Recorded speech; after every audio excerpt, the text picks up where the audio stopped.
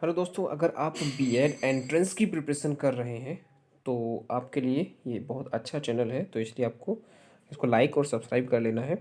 तो देखिए, मैं आपको बता देता हूँ। सबसे पहले आपके पास बीएड का जो फर्स्ट पेपर होता है, जो प्रथम प्रश्न पत्र होता है, इसमें आपके सामान्य ज्ञान के 50 क्वेश्चंस आते हैं और 50 हिंदी के क्वेश्चंस आते हैं, जो कि बहुत वैल्यू रखते हैं आपके लिए। सेकेंड पेपर में आपका मैथ्स का भी होता है और आपका तार्किक अभिरुचि, मतलब जो रीजनिंग होती है, वो सब आता है। सो ये फर्स्ट पेपर भी आपके लिए बहुत वैल्यू रखता है।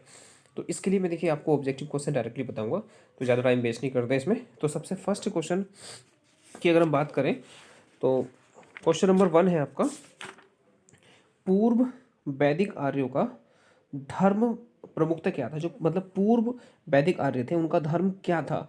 तो वो क्या करते थे, प्रकृति पूजा और यज्ञ पर ध्यान देते थे, मतलब यज्ञ करते थे और प्रकृति पूजा करते थे।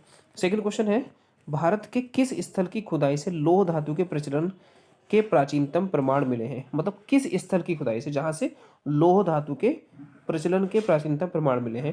तो उसका आंसर हो जाएगा अतरंजी खेड़ा। तो अतरंजी खेड़ा से आपको ये प्राचीनतम प्रमाण मिले हैं। क्वेश्चन नंबर 3 है, दिल्ली की कुब्बत उल इस्लाम मस्जिद के प्रांगण में उन्नत प्रसिद्ध लौह स्तंभ किसकी स्मृति में बना है।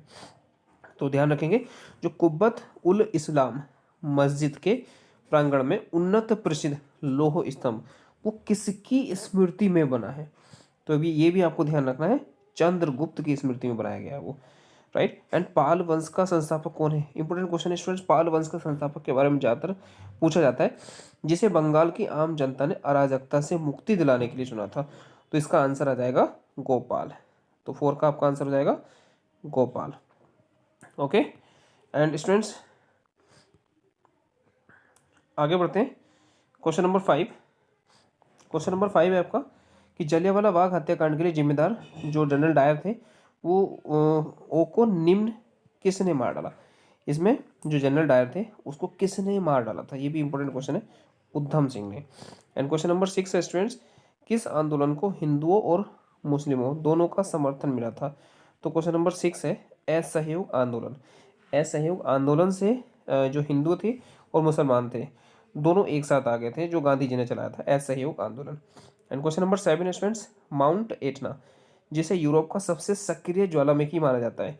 ये क्वेश्चन अलग तरीके से पूछा जा सकता है कि जो सबसे सक्रिय ज्वालामुखी है वो कौन सा है यूरोप का। तो आंसर होगा माउंट एटना। वह निम्नलिखित में से किस देश में स्थित है। तो ये भी आपसे पूछा जा सकता है किस देश में है, तो आप ध्यान रखेंगे इटली।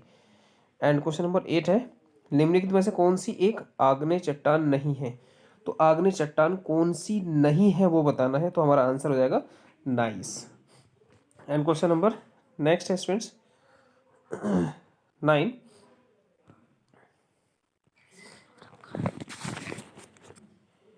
Question number 9। तो क्वेश्चन नंबर 9 की बात करते हैं स्टूडेंट्स।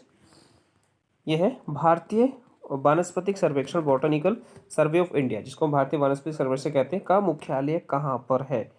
तो इसका आंसर हो जाएगा कोलकाता। ये ध्यान रखना है। एंड क्वेश्चन नंबर 10 है, मानस राष्ट्रीय उद्यान मतलब नेशनल पार्क कहाँ अवस्थित है। इसका आंसर हो जाएगा असम। मानस राष्ट्रीय उद्यान, ध्यान रखेंगे, मानस राष्ट्रीय उद्यान कहाँ पर है, असम में। एंड क्वेश्चन नंबर 11 है, भारत में सबसे अधिक जैव विविधता संपन्न क्षेत्र कौन सा है। मतलब सबसे ज्यादा जहाँ पर जैव पाए जाते हैं, जैविक पाए जाते हैं, तो वो कौन सा आंसर हो जाएगा हमारा सी, पश्चिमी घाट पर। एंड क्वेश्चन नंबर 12 है, जो साइलेंट वैली परियोजना निम्नलिखित में से किस राज्य से संबंधित है। साइलेंट वैली परियोजना केरल से है। एंड क्वेश्चन नंबर 13 है, भारत में नागरिकों के लिए निर्धारित मत देने की न्यूनतम आयु क्या है। ये तो सभी को पता होना चाहिए स्टूडेंट्स, 18 ईयर्स, 18 वर्ष हो जाएगी। एंड क्वेश्चन नंबर 14 है,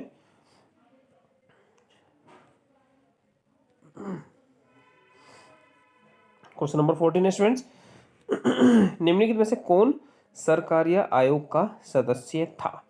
जो मतलब सरकारी आयोग का सदस्य कौन था, doctor SR Sen. Question number 15, Bharat में निर्वाचनों का अधीक्षण, निर्देशन और नियंत्रण किस में निहित है। ये भी ध्यान रखना, इंपोर्टेंट क्वेश्चन है स्टूडेंट्स। इसका आंसर होगा भारत के निर्वाचन आयोग, मतलब भारत के निर्वाचनों का अधीक्षण, निर्देशन और नियंत्रण किस में निहित है, भारत के निर्वाचन आयोग में। राइट। क्वेश्चन नंबर 16, निम्न में से कौन अंतरराज्यीय परिषद गठन करने के लिए अधिकृत है। तो कौन है जो अंतरराज्यीय परिषद गठन करने के लिए अधिकृत है। तो इसका आंसर हो जाएगा स्टूडेंट्स राष्ट्रपति। ये ध्यान रखना है।